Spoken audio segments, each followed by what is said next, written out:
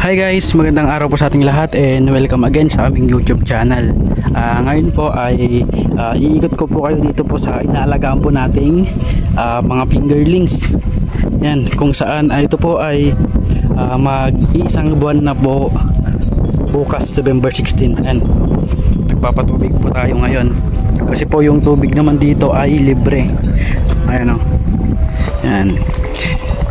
Yung mga sukat po nito simula po nung hinulog hanggang ngayon ay nasa 6 to 7 inches na po. Pero meron po tayong nakuha kanina kasi nag-sorting po kami. Meron po tayong nakuhang 11 po na nasa 4 pieces in 1 kilo. Yan. Ang ginawa po natin sa sorting po natin, dahil hindi po natin nakukuha lahat pag mayroong tubig, nag-drain po tayo as in drain. Kaya po nakuha po natin yung mga malaki.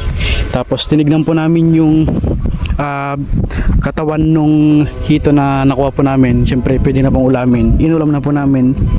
Kaya nakita po namin yung iba may nakain. Yan po yung ginamit po namin.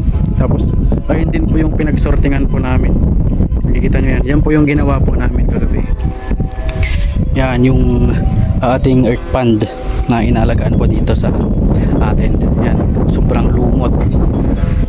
Pero po itong lumot na ito, pag wala na pong init, mababawasan na po yan. Kasi ito po ay malaking tulong din po ito sa hito. Kinakain din po nila yan.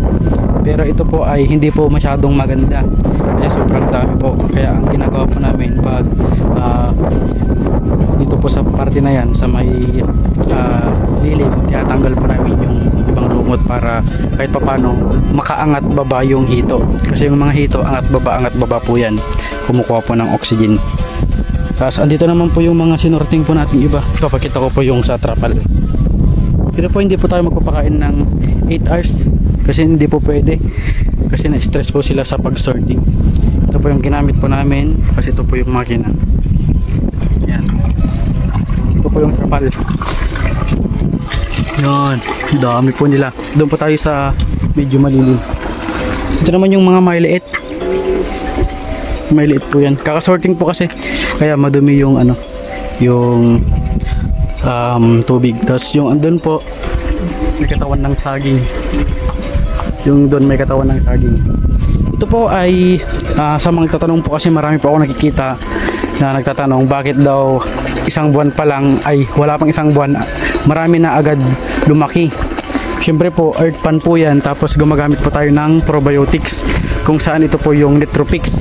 Isa rin po ito sa tumutulong na pang palumot, pang maintenance ng tubig dito sa trapal pond. Tapos malaking tulong po yun para hindi kayo masyadong maaksaya sa tubig sa pagde-drain. Ito po ay hindi po kami naggawa ng filter. Ayan, hindi po tayo gumawa ng filter dyan. Ano lang po ito, pinaka-oxygen lang po nila. Kasi itong trapal na ito ay ginagamitan po natin ng probiotics. Ayun naman, bibilis po nila kung makikita nyo.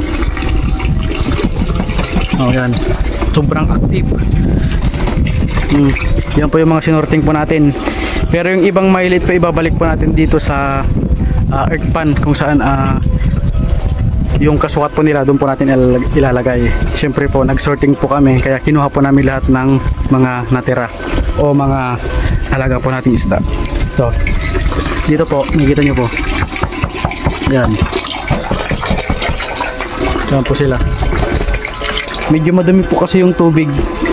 Yan, may dahon-dahon pa po. Ang ginagawa po namin dito, halos 5 times po kami magpakain sa isang araw. Hindi ko na po ginagawa yung 2 times o 3 times. Ako po ay 5 times sa isang araw. Kasi po ang ginagawa po na diskarte, magkikilo po ako. Example, 5,000 yung alaga nyo. Ang kaya na lang ubusin is 2 kilos sa isang buong araw. Doon po kayo mag-base. Example, magkilo kayo ng 2 kilo.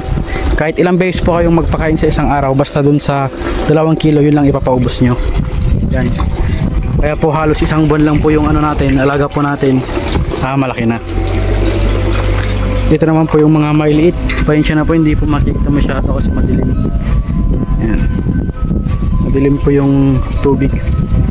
Yan. Kaya sa mga ano po dyan, gusto pong matutong maghito, trapal, concrete pan, sa PVC, ay sa LBC tank o sa earth pan, pwede po kayong mag comment dito sa mismong video na ito or mag PM sa Facebook ko na ito para po makapag-usap po tayo ng maayos at maturuan ko po kayo ng tamang pag-aalaga. Mga tinuturo ko po dito ay base lang po sa experience ko, hindi po tayo nagtuturo ng mga hindi pa natin nasubukan. Yan. So ayun naman guys, ito lang po yung update dito po sa alaga nating mag-iisang buwan bukas. Ito po ay simula pagkapisa hanggang ngayon, ito na po sila. Kung tutuusin, kaya po natin palakihin to ng 3 months lang dun sa earth pan.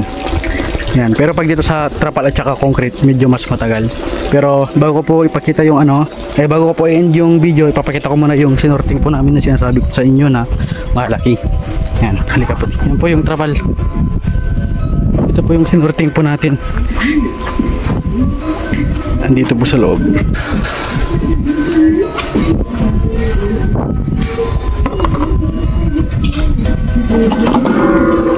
Yan.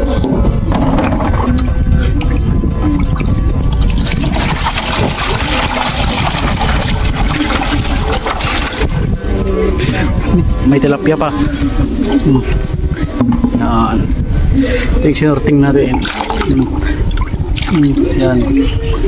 Kaya sa mga ayaw mag-sorting dyan o gustong malugi, yan yung mangyayari sa inyo pag hindi po kayo nag-sorting ng kada buwan or kada 15 days pag earth pan. Yan. So alam guys, maraming salamat sa panonood.